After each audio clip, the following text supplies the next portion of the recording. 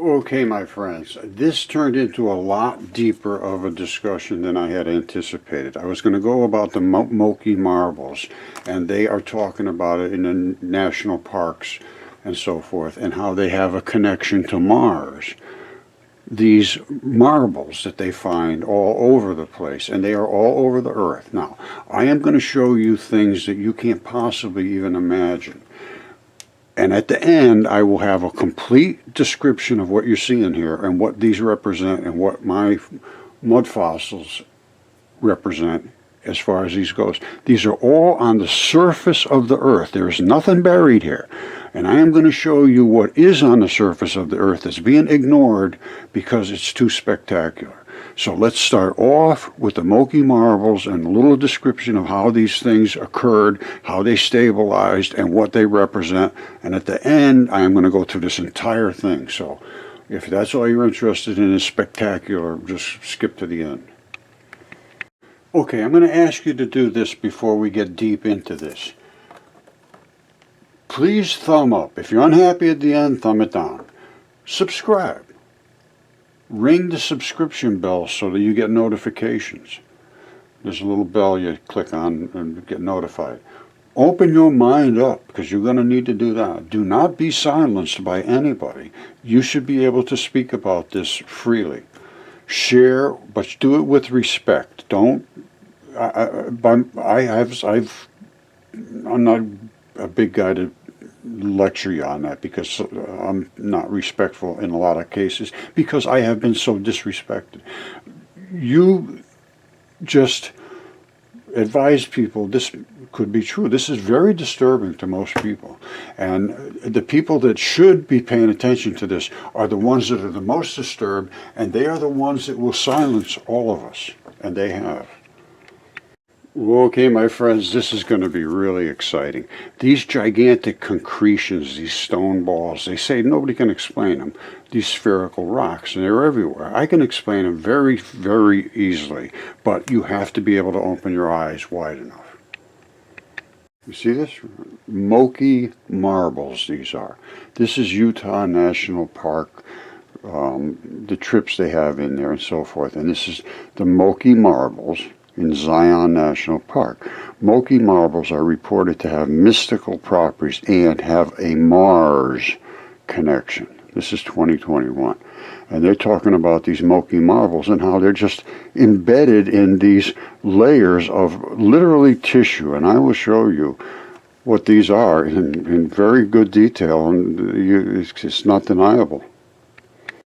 Now, in my mud fossils, I found this layer many years ago, and I consulted with fascia specialists and sports injury specialists that know all about this layer. And we discussed it, and medical people didn't understand it, though. So anyway, this is the tissue that we're talking about. This is the layer which is either your skin, or it can be called mucosa, fascia, membrane, whatever. But right below that is that fluid-filled highway. And inside these bags and so forth is where that bacteria lives. Again, another issue. But this is this, with one picture sort of far away. That little tiny spot right there is this little tiny spot right here. And then these here are these balls. Going deeper inside, we can see this is what the structure looks like. Basically like this. The black balls are the anchors. And then, I don't know what that is. That's just another shot of it. But guess what this stuff is? Look at how big that can get. These right here, my friends, are what they call Moki marbles. These are the marbles that I'm talking about are out in Utah, Arizona, all over that area. They were skin at one time. That was a layer of skin, basically. I'm pretty sure it was skin. Just like this is a layer of skin. And this is the red fleshy stuff right under the skin. And in that red fleshy stuff, which is the fluid-filled bags, are these balls which have eroded out. They are hard as hell. These things are hard. And that's why they end up just laying here. Same thing here. All this stuff is running out as mud. This is Hunstanton Beach in the United Kingdom. And this is Moki marbles. And I think this is in Zion National Park. And these are they're all over. They're everywhere. I mean, these things are everywhere. Now, I'm going to show you a whole batch of different varieties of them because these are anchors in your body. Well, what does that mean? What does an anchor do? Well, it holds something in place. Well, you got skin, it works in one certain way. Then you got your organs are anchored a certain way, your bones, your tendons, and every one of them has an anchor. Every one of them has to be anchored or it just float around.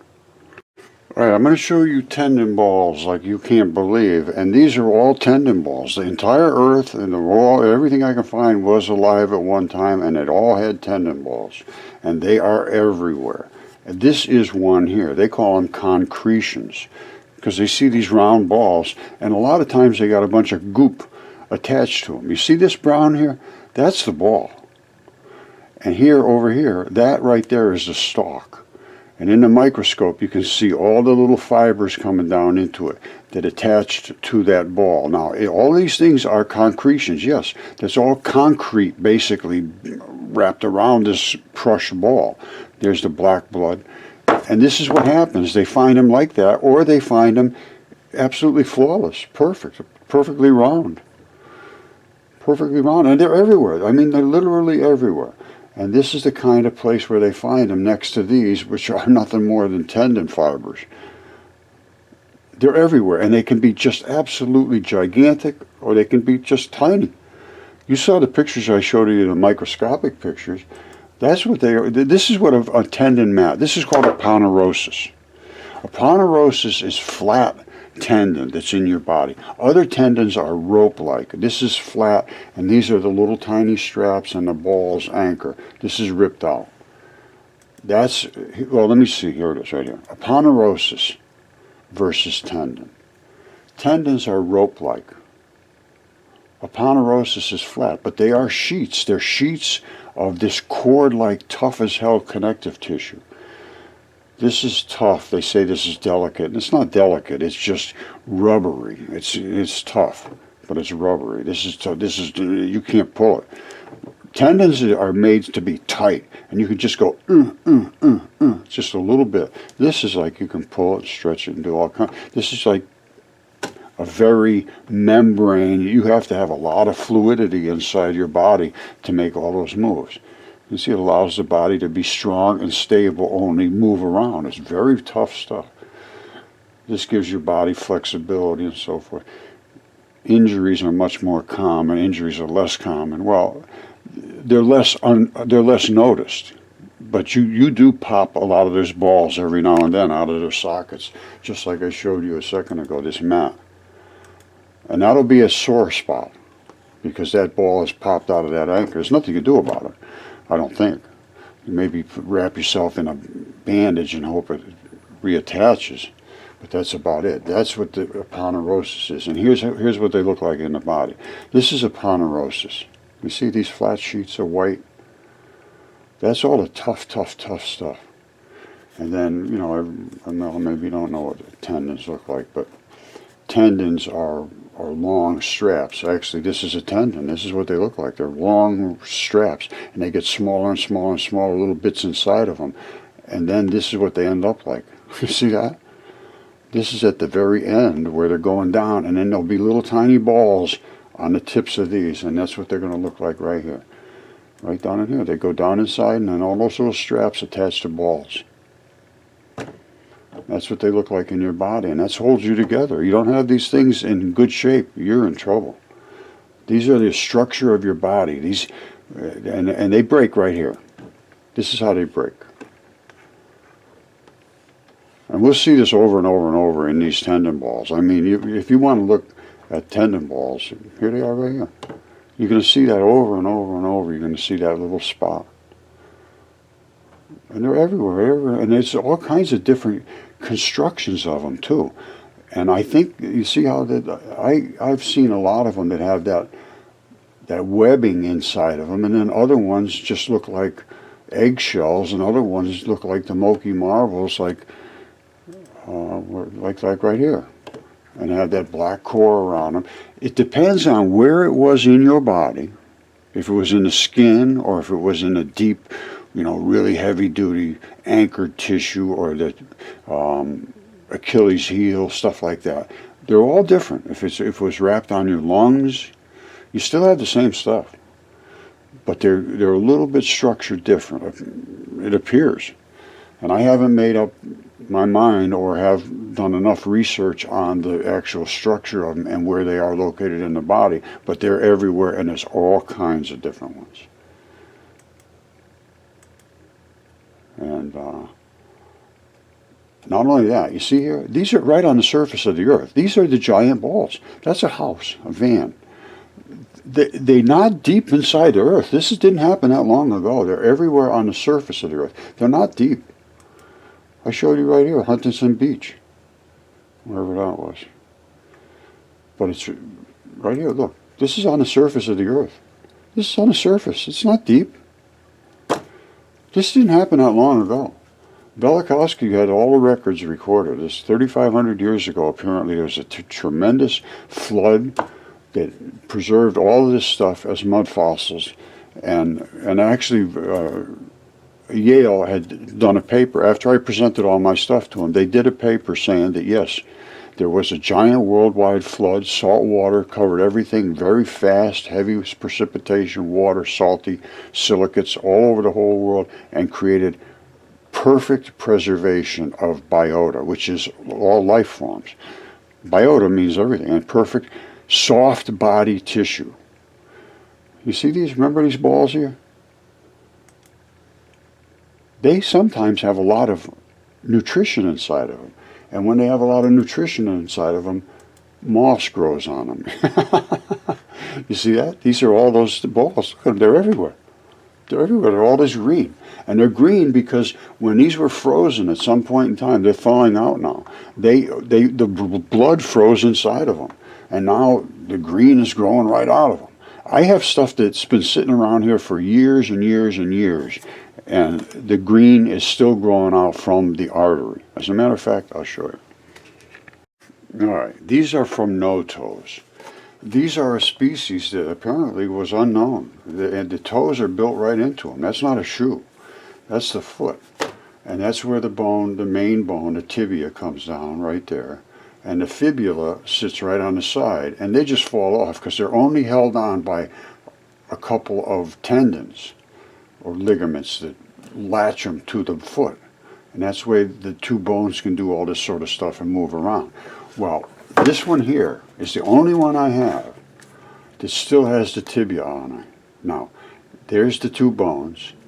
You see that? There's where it's still got moss coming out of where the artery is. I don't put any water on there. It just sits around here. And where that artery was, it still has, just like it has here. There's still blood in there growing there, and there's enough moisture in here. I could put my finger on there. That's right there. That's where the blood came out. And right now the moss grows down into that blood. And this right here, this is the coolest one I have as far as the tibia goes. I mean the fibula. Right here, you see this? Follow me now closely. This is where the actual bone would have been. This is a strap that comes around and it goes over the top of the bone and latches back here. And that right there held the fibula. And it didn't fall off. Most of them fall right off in this area. You see this? Just like this. They fall right off there because there's nothing holding them on. But this one died in such a manner, it was like that, and the leg was laying like this. So it didn't just fall off. I looked at this very carefully. It's very cool because this is the only one I have like that. It's the only one that shows where that flap wrapped around and held that bone against the foot. And they're still growing the green stuff out of it. This blood and everything I have here has blood in it. Everything, 100%. I've even had Caesar here. He's got blood right up here in his, right there. That's the artery. And I put catalase on. I mean the hydrogen peroxide on there, bubbles up. Blood makes the hydrogen peroxide bubble. It releases an oxygen. So this is not a joke. This is all real, and I don't see any reason we shouldn't look at it reality. If you want to know reality, you got to look at reality. Right now, this is being denied and pushed against so hard, even by all of the news agencies. They refuse to report it. Reuters, I'm going after them, saying they put out an article saying that these gigantic bones were all fake, the ones that they tested. Well, that's fine, the ones they tested, but they made it sound like it's just one big gigantic conspiracy hoax, and that's what they did say. It's been a long-standing hoax. This is not a hoax. The hoax is academia. All right, you see right here? This is one of these balls, and this was where that stalk came in, and they break like that inside like that. Now, if you could see this, I don't know if you can or not, and I'm sure you can't. Right, whoops, let me see if I can focus this. Well, right in that little spot right there is where all of those little straps went. And in the microscope, you can see all the little straps. You can see the blood that feeds it as well.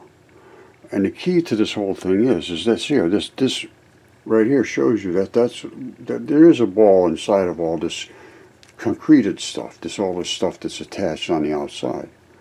But the main thing is right there where the stalk broke off. Same as that. Basically right there, right at the stalk. And that's the abrupt transition. And again, they all have a strap and a bazillion little filaments going down for that anchor. Very, very tough. Otherwise you'd fall apart.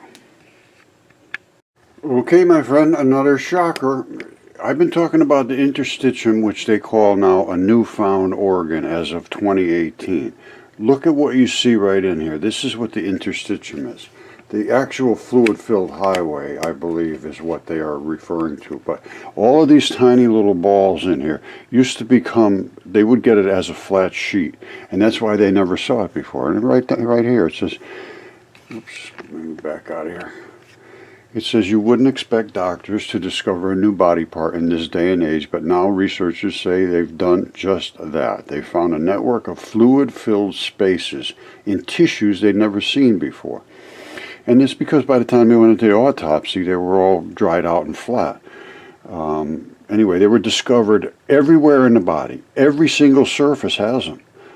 Every surface, even your skin, your digestive tract, your lungs, your urinary system, muscles, everywhere.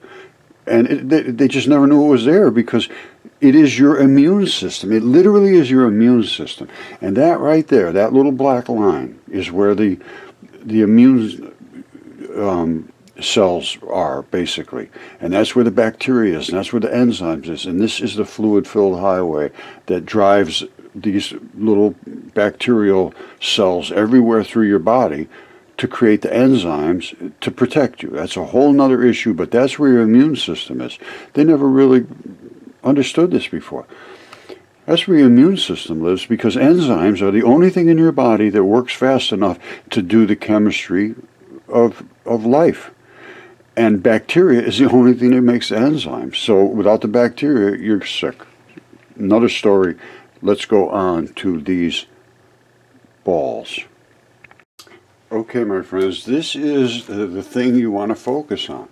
All of these tiny little balls allow your skin to move this way and that way, your organs to crush and move so you can twist and do all these things, your muscles, your tendons.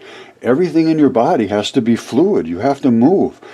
How does it know where to go back to? You move it. Was it going to stay there? No, it goes back. These are the things, the anchors that tell it where to go to.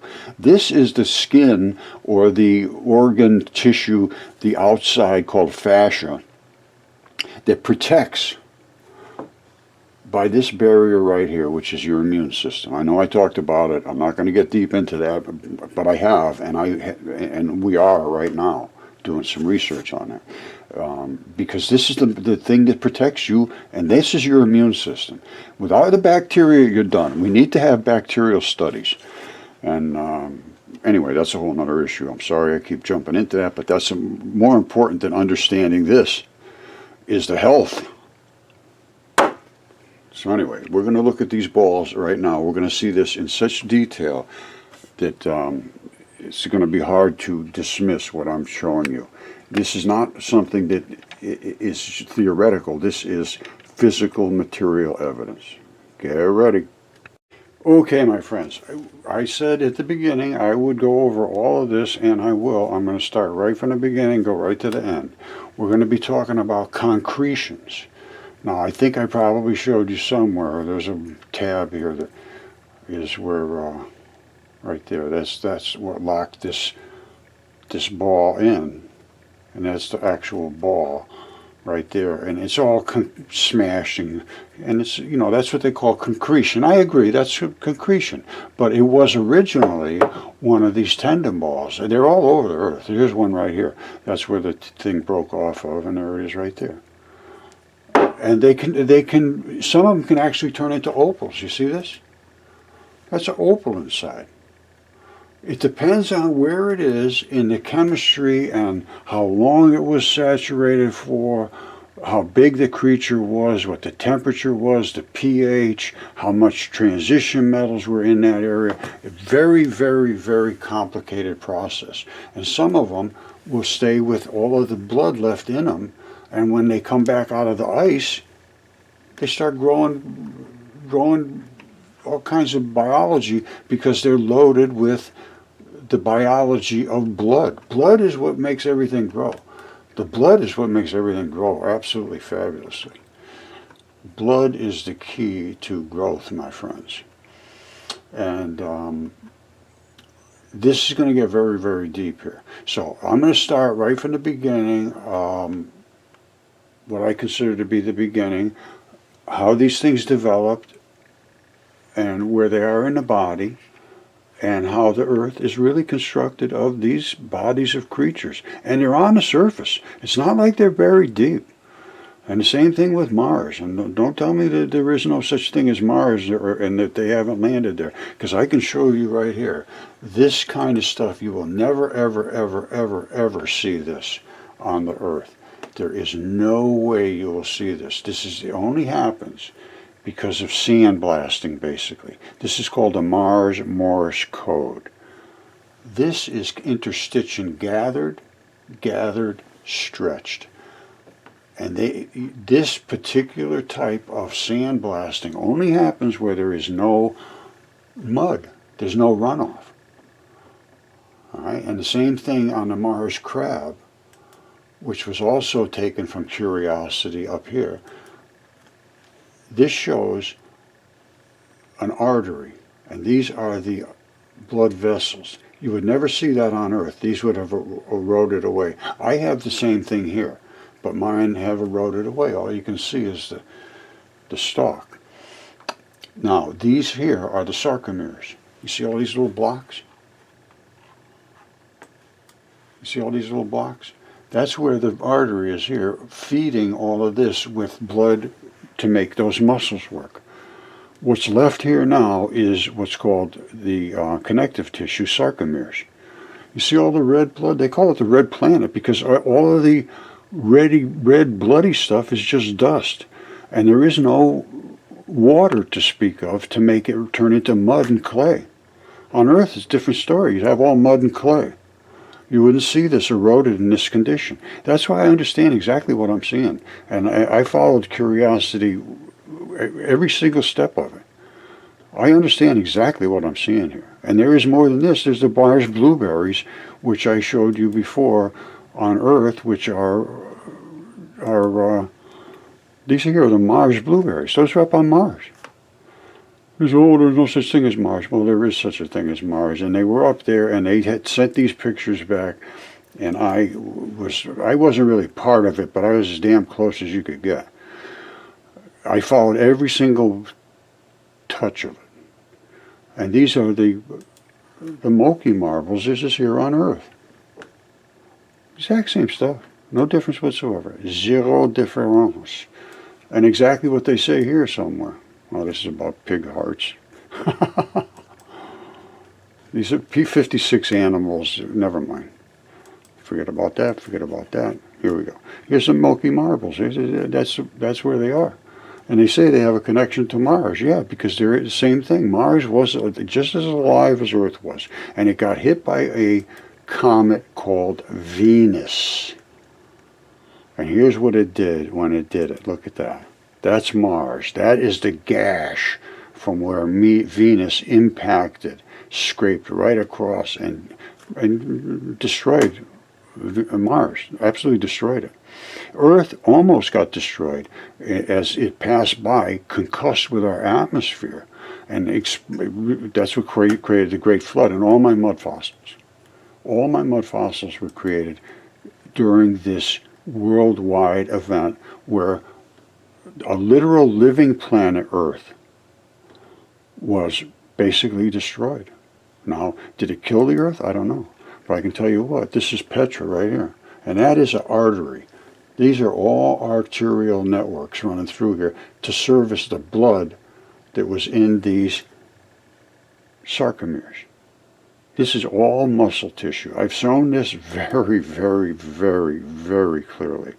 And this is what these are sarcomeres, and this is another rock. And that's what the sarcomeres look like. And this is filled with blood. And this is exactly what I showed the other day happened in Turkey. Turkey, that whole hillside with the olive grove collapsed because the red blood ran out from underneath here, or somebody caved in there. I don't know, dug caves in there, exploited it, trying to hide in this conflict they're having over there. I don't know. But these are natural break zones. It just dropped. And the only way it could have happened is to drop, which it did. A huge, huge cavity, huge, gigantic cavity. Terrible, terrible. Now, all of these things here are different types of tendinenthesis. They have this style. They have some with webbing. They have some like the Moki marbles that look totally different. This, I believe, is chert, flint, that type of thing. There's this one here. There's a stalk on it. She's saying, look at this thing. I agree. Look at it. It's amazing. I showed you the one, or maybe I didn't. This is the opal. And it depends, like I said. It's all about the chemistry, where it was, and what becomes nucleophilically substituted inside there. This will look for different molecules to attach to inside of here to become stable. And as if they can pass by enough of them, and at the right pH, the right temperature, the right pressure, all of the right things, you end up with an opal. And opals can be, they all are biology. And some of them, like, well, let me show you a heart. You want to see something really cool? Watch this. You see that? That's a heart, cross-section of a heart. This is an opalized water opal heart, they call it. You see the ventricle wall there? There it is right there. There's a little bit of red blood in it. And that's the aorta. Basically it's like this, but you can see that's where that was. And it's basically, that's the heart. And that's the same thing you're seeing right there. And so not only that, this one here was in what they call a water opal situation where there was no transition metals to speak of. Some of the red bloody stuff was still left, but very, very little. Almost completely turned to glass. This one has really almost no. This is another heart. It's the same stuff as that, all inside there. But this is another water opal. Now let me show you what a real opal heart looks like. Where do you see this? This one here is from Australia. There's a region they call the Yoa region. And all of the stuff had transition metals. Now, the difference between this heart and that heart is there was no metals in this fluid. This was just saturated with blood, which is the transition metals, all the different colors. So everything found, like this layer here, wanted whatever the color is that makes blue. Red is red, that's just iron. All right. Now, all of these other colors represent different types of tissues. And this heart was laying this way. This is down, because all the metals have dropped to the bottom. They're a little heavier. You see up here, that's the plasma, the red. So that side would have been up. And they cut right across it. Now the crazy thing is it's like this heart. This is not much different than the size of our heart.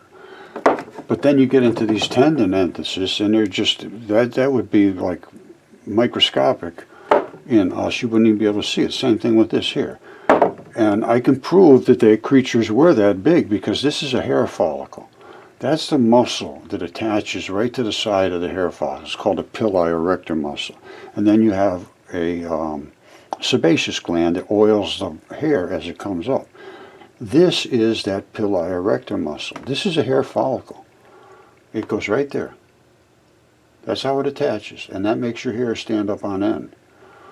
This is right there. That is the sebaceous gland. You see it? That's where the oils would oil it. And this is right here, the vein and artery at the bottom. You see the two little dots? And then the hair wraps around and comes right up through the top. That's what this is right here. There's the sebaceous gland, and there it is. There's no denying that. Now, what happens here is why it looks all the same look and color, except where the blood is, you always have a little bit of a change where there's membranes and so forth. But primarily what happens is you get nucleophilic substitution, where just like whatever chemistry is in there will try to bond with whatever is here.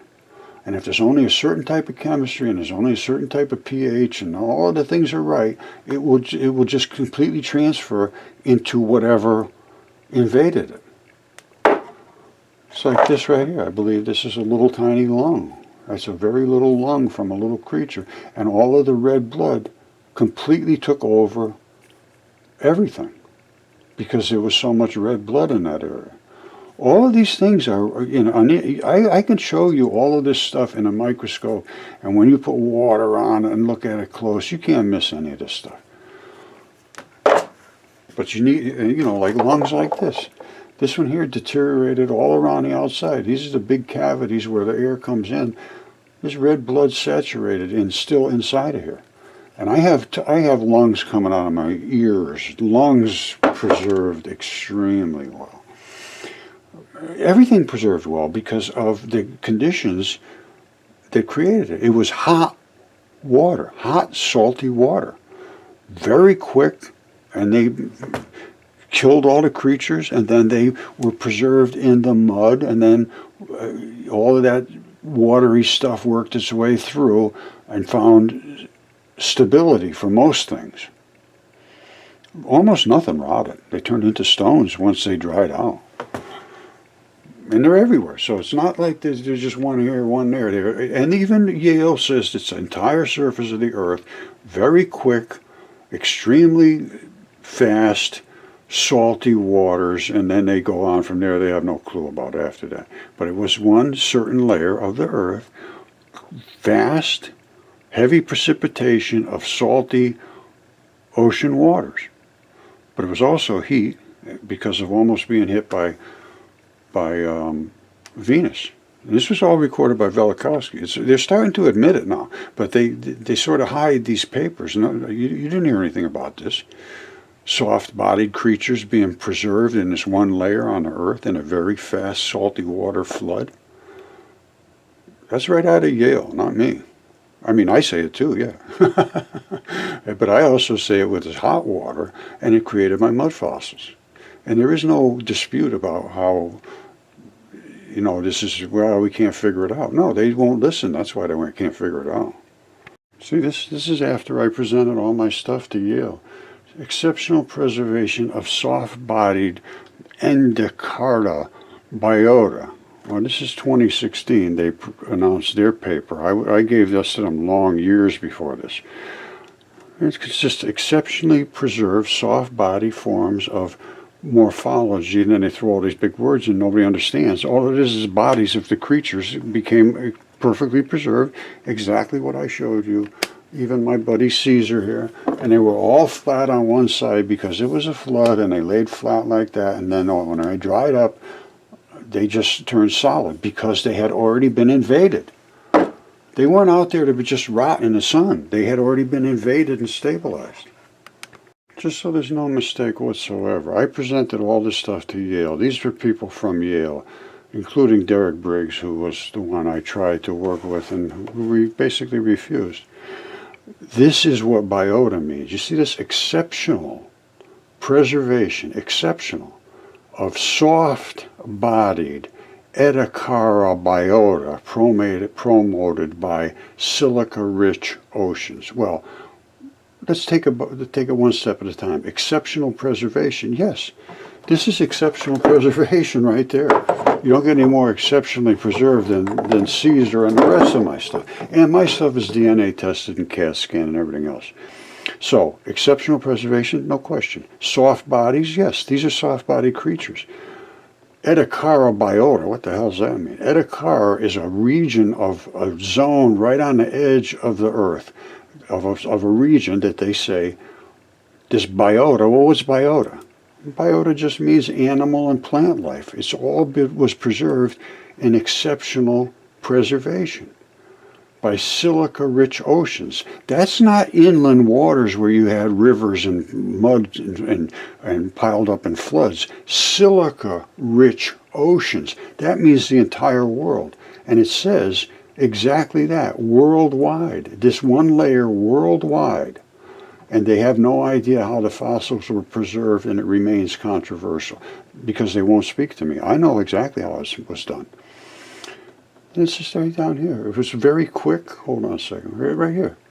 Rapid, early stage precipitation. Precipitation means a lot of water. Rapid, a lot of water, silica cements.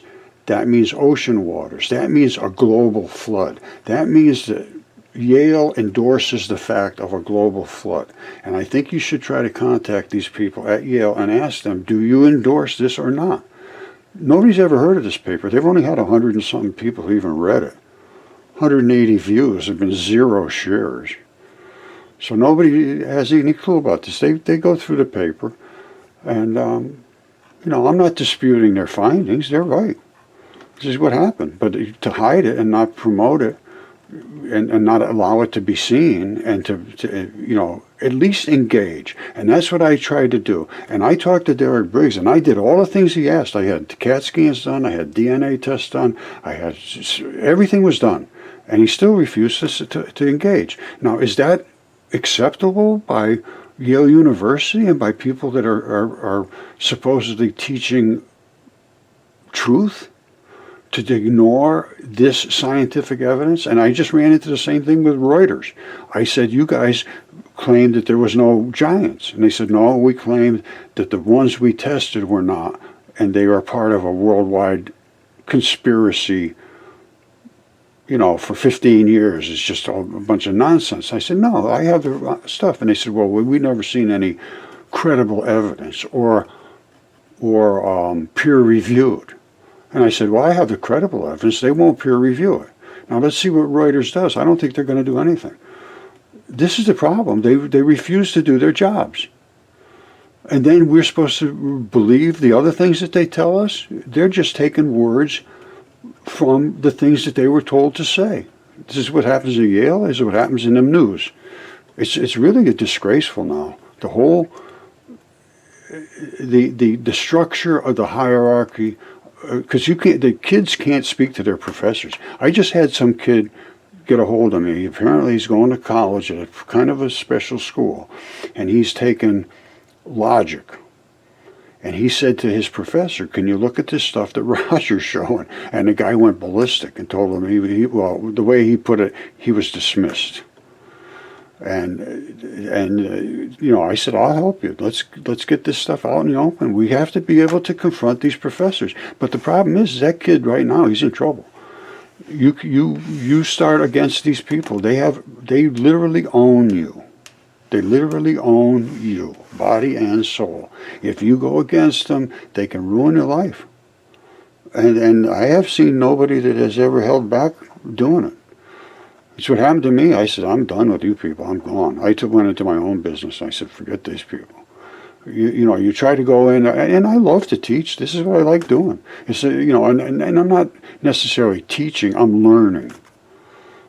All right, and the deeper I learn, the more I can teach. But if I can't learn, I can't teach. If I just keep just saying to you what somebody told me to say, that's not teaching, and that's not learning. Okay, as promised, I'm going to run through these very quickly. What we were talking about is all these tendon balls. These are the ones that are covered with moss because they still have a lot of blood left in them. These are the tendon balls that are inside bones and ligaments and everything else. They're inside your tissue. Two different types. There's a rope style and then there's a flat style. And here's the flat style. Where is it? Right here. It's called aponeurosis. And that's the white tendons, and they're just flat and really, really excellent for building materials in these gigantic creatures. I mean gigantic creatures. And they used them, and they made walls and so forth out of them. Now, this is the difference between aponeurosis and tendon. And you can look this through. A rope like the other ones are thin sheets. They can shift and do all that stuff. The other ones are really tight. Made out of the same stuff, though. And then, of course, I've got so much on this. These are the tendon balls of the flat aponeurosis, which has these little straps that let it lock in down here. That's ripped out of there. That is a small injury. Now, this is what they look like on Earth. These just balls are everywhere, and the little straps coming out erode away. The balls are tough. They don't erode. The balls, they don't go away easily. Now, they're on the surface on the Earth. As I said before, I think I mentioned before, they're just laying around. So this didn't happen long ago. That's a house. These are balls all over the guy's yard.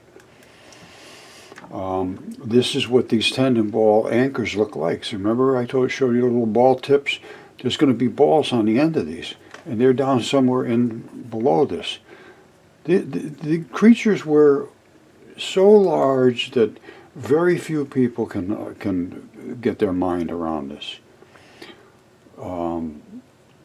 These are the size of the tendon balls, and there was different styles. I think I talked to you about that. There's ones that have webbing and this kind, and then there's the eggshell-looking ones, and this one here still has a little stalk sticking out of it.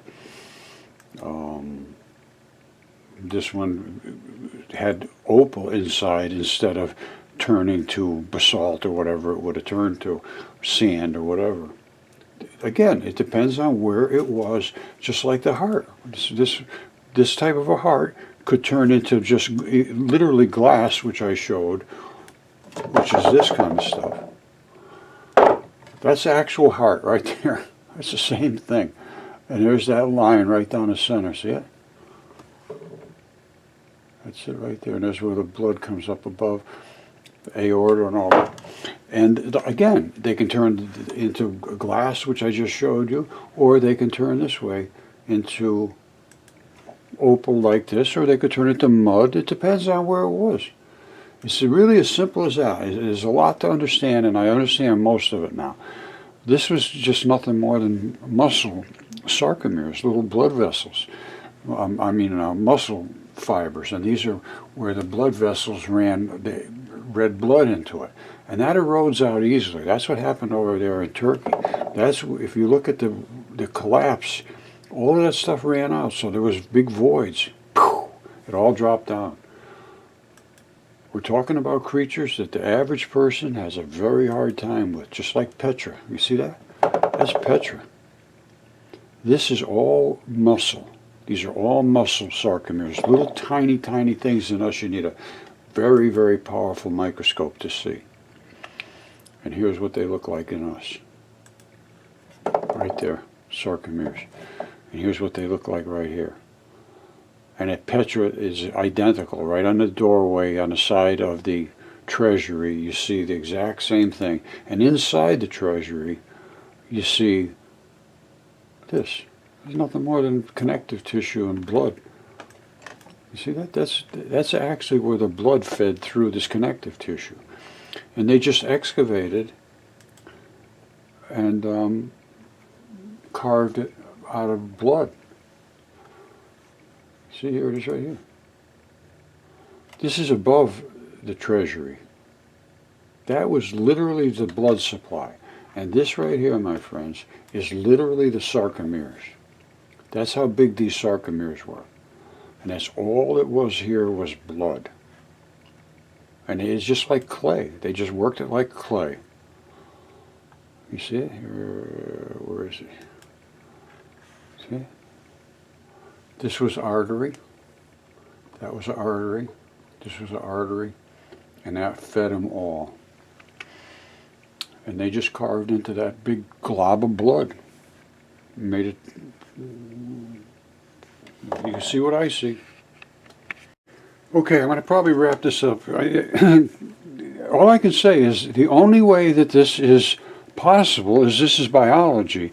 And all of the things that were spoken about in the ancient texts about the earth being literally a creature, a body, and a corpse, about Jupiter giving birth to Venus, the fiery god, the feared god Jupiter gave birth to Venus, which almost hit Earth, caused a global flood, and hit Mars, and destroyed Mars, literally destroyed Mars.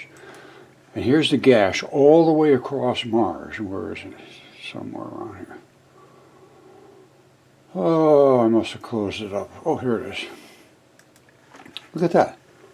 It hit Mars and it just almost totally destroyed Mars and killed all of the gigantic creatures on there, and I believe threw them into space, because space is also loaded with biology. Comet 67P is biology. We've got a lot more to talk about, and it's overwhelming. But I think I've shown you enough. Maybe I didn't show you this yet. You see this crystal cave? You see all these crystals, these guys walking through it? And again, these creatures were so gigantic, there's no accounting for it. They had to come from space or somewhere, but that's what the crystals are, right there. They're from tendons. See, this is a tendon, and that's the insertion, and this is the enthesis. Epiphysis.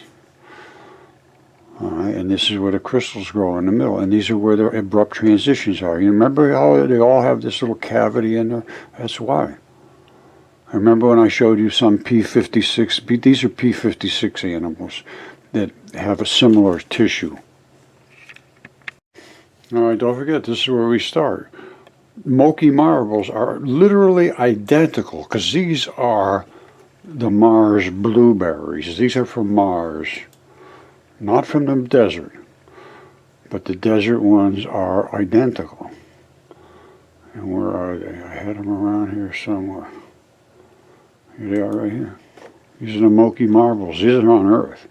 The other ones I just showed you were the Mars blueberries. And these, they get bigger, and these are the balls. And these still have some biology left in them, because that's growth. That's some kind of, moss or something growing on there. Now, a lot of them don't have any biology left to them, and then they're just little round iron balls. But some of them have a lot of biology left to them, and especially when they come out of the cold, frozen hinterlands. And now they're showing up as these little green marbles. I really don't know what else to do. All right, this is the Mars Morse code. Again, I think I showed you this. I'll show it one more time. These are pinched. These straps are supposed to allow your body to stretch and do all these things, but then it's supposed to come back and look about like this. Well, these are two gathered spots, and that one is stretched. And now you have all these little dots down here, which are the balls. And the only reason you're seeing this sandblasted like this is because it literally is sandblasted. There is no moisture to speak of on Mars to create mud. That's all it is. Otherwise, you'd see muddy runoff here and there. But instead, what you're seeing is like a powdery looking effect, which is just like you sandblasted something. It's identical. And that's because it's on Mars and not on Earth. You wouldn't have this. You wouldn't have this, and you wouldn't have the sarcomeres, which are what runs out from this. These run, and all of the red stuff runs out, but not on Earth. On Earth, it makes clay. On Mars, the Mars crab here, this is where you have it just runs out. It's dried out and it's powdered. And it turns into powdery red dust, which is the red planet. That's an artery, and that's the vein accompanying it back to the heart. This is the artery bringing the blood down, fusing it into all of these little sarcomeres, and that's the vein that brings the blood back. I think I've made my case very strongly, and again, my stuff, the stuff I have is giant humans, and it's DNA certified, and parts of it CAT scanned and everything else. I'm just showing you that everything there is consists of the same thing, which is life. Even the astronauts say when they come in after a spacewalk, their suits smell like steak because it's cooking.